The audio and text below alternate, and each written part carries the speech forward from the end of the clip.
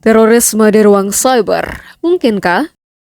Sejak pemerintah Amerika Serikat mengumumkan perang memberantas terorisme pasca 9/11 yang menghabiskan anggaran 5,8 triliun dolar, wacana dan aksi terorisme tidak pernah surut dibicarakan. Jika selama ini sejumlah aksi teror menyasar ruang-ruang publik, ternyata kini telah menggeser medan teror, yakni ruang cyber. Hal ini disinyalir oleh Kadensus 99 Satkornas Banser Ahmad Bintang Irianto di Jakarta 7 Juni 2025. Dalam pernyataannya, Ahmad Bintang mengemukakan kelompok intoleran kini menjadikan ruang cyber menjadi arena dominan bagi perkembangan jaringan terorisme dan penyebaran paham radikal. Kasus penangkapan pelaku penyebaran konten radikal di Kabupaten Goa dan Purworejo menjadi buktinya. Hal ini menjelaskan bahwa pelaku radikalisme dan intoleransi yang sudah mengarah kepada terorisme masih hidup pada situasi sekarang ini dengan mendistribusikan informasi serta konten-konten narasi yang berbau terorisme, radikalisme, dan intoleransi, ujar Kadensus 99 Satkornas Banser Ahmad Bintang Irianto. Di Kabupaten Goa misalnya, Densus 88 Anti-Terorisme Polri pada Sabtu 24 Mei 2025 mengamankan seorang remaja berusia 18 tahun berinisial MAS karena penyebaran propaganda ISIS dan ajakan teror pengeboman tempat ibadah melalui media sosial. Sementara di Purworejo, Densus 88 menangkap pria berinisial AF 32 yang diduga terlibat dalam terorisme pada Senin 26 Mei 2025. AF disebut terafiliasi dengan kelompok Ansor Daulah dan aktif menyebarkan paham radikal melalui dunia maya. Ahmad Bintang menekankan fakta yang terjadi di Goa dan Purworejo sebagai bagian dari strategi baru yang dibicarakan kelompok-kelompok radikal dan intoleran. Yang dilakukan para kelompok intoleran ini menggunakan medan baru dalam menjaring dan mendistribusikan pikiran-pikiran radikalismenya. Terangnya, sinyalemen Kondensus 99 Banser tersebut sejatinya telah diendus jauh-jauh hari oleh Badan Nasional Penanggulangan Terorisme atau BNPT melalui publikasi hasil penelitiannya pada Desember 2024 lalu yang bertajuk Outlook Indonesia Knowledge Hub on Counter-Terrorism and Violent Extremism. Tahun 2024 pada peta jalan komunikasi strategis pencegahan dan penanggulangan ekstremisme berbasis kekerasan yang mengarah pada terorisme atau Komstra-PE. Kepala BNPT menyampaikan jika salah satu yang menjadi highlight dari hasil riset tersebut adalah masifnya aksi-aksi jaringan terorisme yang dilakukan di ruang cyber meski faktanya tidak terjadi aksi terorisme secara nyata. Temuan ini juga sekaligus menjadi penguatan konsistensi dalam melakukan pencegahan secara komprehensif yang melibatkan seluruh stakeholder. Bahwa memang hingga saat ini tidak terjadi serangan di atas permukaan. Namun 5 tahun terakhir di ruang cyber digital ini menjadi wadah atau tempat bagi jaringan teror melakukan rekrutmen, propaganda, hingga pendanaan terorisme. Ini menjadi keyword bagi kita agar kita konsisten melakukan pencegahan bersama kementerian atau lembaga dan seluruh stakeholder, katanya.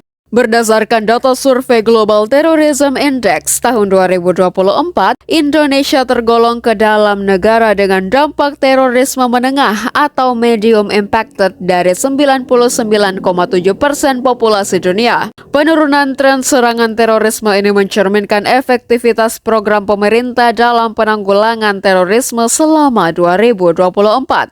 Melihat implementasi rencana aksi nasional dari pemerintah untuk penanggulangan terorisme lumayan tertata dari sebelumnya, dari data Kementerian Koordinator Bidang Pembangunan Manusia dan Kebudayaan atau Kemenko PMK menunjukkan 798 rencana aksi yang direncanakan untuk tahun 2024. Sebanyak 337 rencana aksi atau sekitar 42% berasal dari 10 kementerian lembaga di bawah koordinasi Kemenko PMK. Berbagai kelompok teroris telah dibubarkan dan membubarkan diri. Namun sel teroris masih banyak yang bergerilya.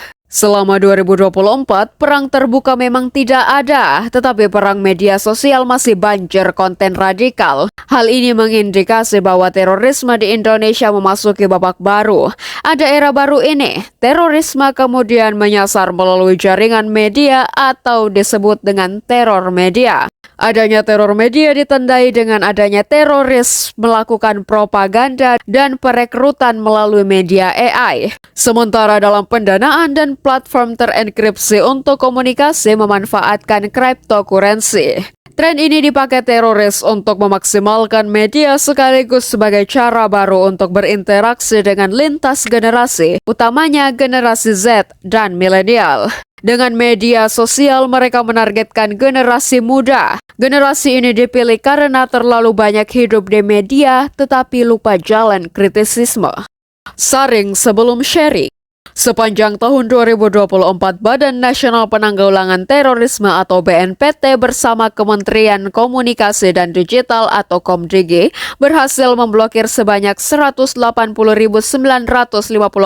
konten bermuatan intoleransi, radikalisme, ekstremisme, dan terorisme di ruang cyber. Sebagian besar konten tersebut merupakan propaganda dari jaringan teroris seperti ISIS, HTI, dan JAD yang secara aktif menyebarkan ideologi melalui platform digital. Selain penindakan terhadap konten radikal, BNPT juga aktif melakukan sosialisasi dan edukasi kepada masyarakat tentang bahaya radikalisme. Upaya ini dilakukan untuk mempromosikan kerukunan antar umat beragama sekaligus memutus rantai radikalisme di Indonesia. Langkah tersebut juga merupakan sebagian dari perwujudan dan asta-cita Presiden Republik Indonesia yang menitik beratkan penguatan ideologi Pancasila, demokrasi, dan HAM, serta menciptakan kehidupan harmonis dalam konteks budaya lingkungan dan toleransi beragama.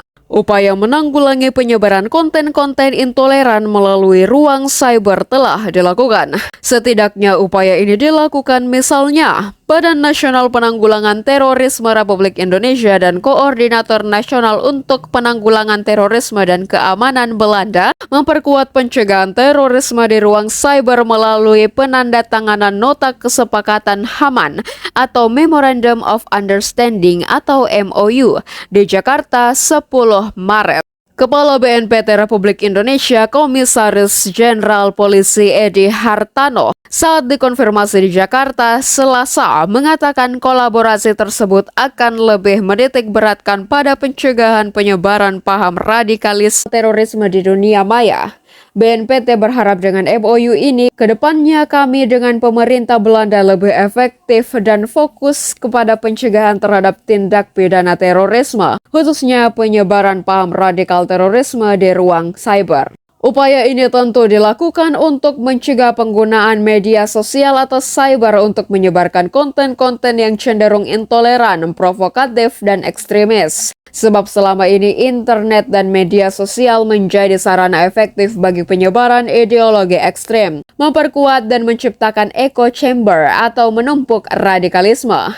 Problem utama merebaknya intoleransi, radikalisme, dan terorisme di ruang cyber ini antara lain anonimitas dan aksesibilitas teknologi, algoritma media sosial yang memperkuat bias konfirmasi, kurangnya literasi digital, pengawasan dan regulasi yang lemah, serta daya tarik ideologi radikal merupakan tantangan utama dalam pencegahan intoleransi dan radikalisme di era digital. Oleh karena itu, penguatan regulasi dan literasi digital serta kolaborasi multi-stakeholder dapat menjadi strategi dalam mengurangi radikalisme di dunia maya. Dengan strategi yang komprehensif ini diharapkan tercipta masyarakat yang lebih tangguh, inklusif, dan aman dari pengaruh ideologi radikal di era digital. Tentu kita mengkhawatirkan penyalahgunaan berbagai konten di media sosial untuk menyebarkan gagasan berbahaya bagi landscape keagamaan dan kehidupan bermasyarakat Indonesia. Pasalnya, merujuk laporan dari European Union Agency for Law Enforcement Cooperation atau Europol, penggunaan media sosial oleh kelompok ekstremis untuk menyebarkan ideologi mereka dan merekrut anggota telah meningkat secara signifikan dalam beberapa tahun terakhir. Hal ini dikarenakan aktivitas mereka yang sulit untuk terdeteksi akibat algoritma media sosial yang dirancang untuk memaksimalkan engagement seringkali memperkuat bias konfirmasi yang dapat meningkatkan prioritas dan memperkuat keyakinan ekstrem sehingga postingan berupa penyebaran ideologi yang bersifat merusak ini tidak dapat terlacak dengan sempurna. Bahkan studi yang dilakukan oleh Pew Research Center menunjukkan bahwa 64% dari pengguna media sosial menyatakan bahwa mereka sering menemukan informasi yang mendukung pandangan mereka sendiri. Dan hanya 23% yang mengatakan mereka sering menemukan informasi yang menantang pandangan mereka. Hal ini menciptakan echo chamber di mana para pengguna hanya ingin menerima informasi yang ingin menguatkan keyakinan mereka sendiri dan menolak atau memfilter informasi yang bertentangan dengan keyakinan mereka, sehingga hal ini dapat menumpuk intoleransi dan radikalisme. Kita pada akhirnya tidak dapat menutup mata membiarkan fenomena teror media ini. Sebab fenomena ini pada akhirnya akan mengancam seluruh sendi-sendi kehidupan bangsa, kehidupan keagamaan, pendidikan, ekonomi, dan lanskap politik tanah air. Dalam konteks semacam ini, setiap elemen bangsa perlu melakukan gerakan bersama, mengampanyekan terus-menerus tanpa henti pentingnya literasi digital, penggunaan berbagai platform media digital secara bijak, mengedepankan saring sebelum sharing. Wallahu alam bishawab.